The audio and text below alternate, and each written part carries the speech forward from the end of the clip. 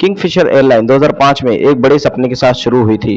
मालिक विजय माल्या को Kings of good time कहा जाता था। उन्हें पार्टीज, बड़ी कारें और फ्लेक्सी लाइफस्टाइल बहुत ज्यादा पसंद थी। लॉन्च पर हर कोई एक्साइटेड था, जैसे इंडियन फ्लाइंग का नया एरा शुरू हो रहा था। माल्या सिर्फ बिजनेसमैन नहीं, एक शोमैन भी थे, लेकिन ग्लैमर के पीछे प्रॉब्लम्स जल्द ही सामने आने वाली थी। Number 1, Kingfisher show off culture. Kingfisher airline अलग थी। प्लेन उड़ते हुए महल जैसे लगते थे। लाल लेदर सीटें, personal screen, designer uniform, experience 5 star hotel जैसा था। ब्रांडिंग, पार्टी, सेलिब्रिटी, सब कुछ ग्रेट था, लेकिन ये लग्जरी सस्ती नहीं थी। कंपनी जितना कमा रही थी, उससे ज्यादा उसमें खर्च हो रहा था। Chapter 2, the high cost glamour. Her great party के पीछे एक बड़ा बिल होता है। किंगफिशर एडवर्टाइजिंग, फ्री गिफ्ट्स और इवेंट पर करोड़ों खर्च कर रहा था। विजय माल्या को अटेंशन पसंद थी। वे चाहते थे कि किंगफिशर नंबर 1 हो, चाहे कितनी भी कीमत चुकानी पड़े। यह एग्जीक्यूटिव रिस्की हो गया। प्लेन नए थे, लेकिन मेंटेनेंस महंगा था। कंपनी ने जरूरत से ज्यादा एयरप्लेन भी खरीदे। लग्जरी को जिंदा रखने के लिए किंगफिशर को सर्विस, स्टाफ और खाने पर एक्स्ट्रा खर्चा करना पड़ा।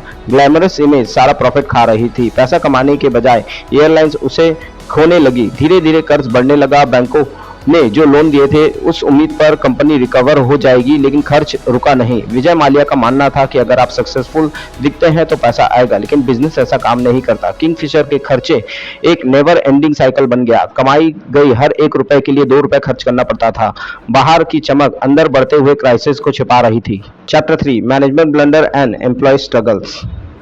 लग्जरी पर इतना फोकस करने के कारण सिंपल बिजनेस रूल्स भूल दिए गए। किंगफिशर जरूरत पड़ने पर कॉस्ट कम करने में फेल हो गया। यहां तक कि जब लॉस बड़े हुए तो एयरलाइंस अपने तरीके नहीं बदले। उन्होंने एक नए रूट्स खोले जिनमें पैसा नहीं बनाते थे। उन्होंने जरूरत से ज्यादा स्टाफ हायर कर लिया। मैनेजमेंट कंफ्यूज था। डिजाइनिंग जल्दीबाजी में हो गई थी। सीनियर लीडर बदलते रहे।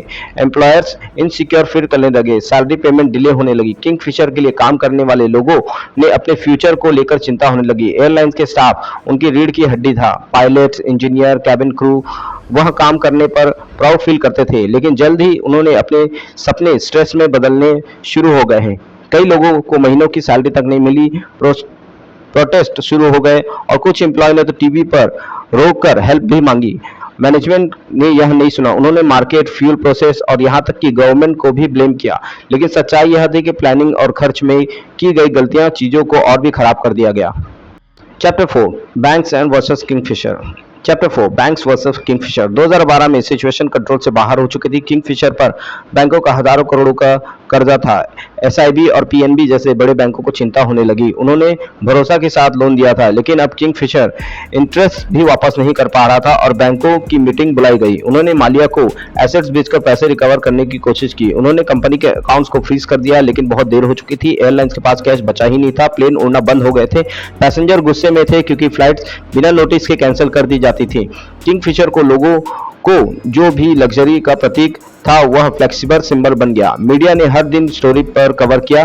लोग पूछ रहे थे कि सारा पैसा कहां गया। बैंकों की लीगल नोटिस भेजे, कार्ड्स इन्वॉल्व हो गए और यहां तक कि यह एक नेशनल इशू तक बन गया।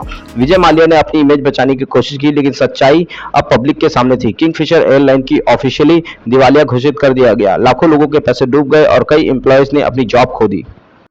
Chapter 5, Vijay Mallya escapes and the national shock. जैसे जैसे प्रेशर बढ़ा, विजय माल्या इंडिया छोड़कर चले गए। 2016 में वो चुपचाप लंदन भाग गए। न्यूज चैनल ने यह स्टोरी ब्रेकिंग न्यूज की तरह कवर की। लोग शॉक और गुस्से में थे।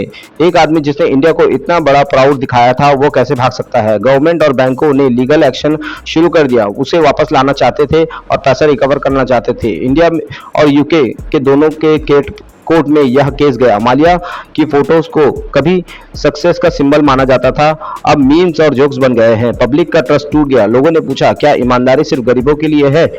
सोशल मीडिया डिबेट से भर गया और कई लोगों ने खुद को धोखे का महसूस किया।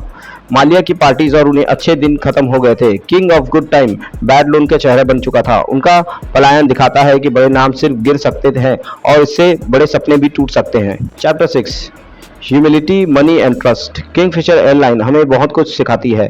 पहला, घमंड और दिखावा काफी नहीं होता। रियल बिजनेस को प्लानिंग और ईमानदारी चाहिए। लग्जरी तब तक नहीं टिक सकती जब तक प्रॉफिट ना हो। दूसरा, हमें हमेशा पैसों का सम्मान करना चाहिए। अंधाधुंध खर्च करने से सबसे बड़े ब्रांड भी तबाह हो सकते हैं। तीसरा, एम्प्लॉय किसी भी कंपनी का हार्ट होता है, उनके दर्द को इग्नोर करना सबसे बड़ी गलती होती है। अगर किंगफिशर ने अपने लोगों की परवाह की होती तो चीजें अलग हो सकती थी। चौथा, कानून सबके लिए एक है, यहाँ तक कि अगर आप अमीर हैं तो भी अब अपनी जिम्मेदारी से भाग नहीं सकते। इंडियन होने के नाते आप विनम्र रहना सीखना चाहिए। सक्सेस पार्टी और एड्स के बारे में नहीं है, यह ट्रस्ट, हार्डवर्क, ईमानदारी के बारे में है। किंगफिशर की कहानी हमें याद दिलाती है कि कभी भी अहंकार को अपने दिमाग पर हावी ना होने दे और सच्चाई की ताकत को कभी ना भूले।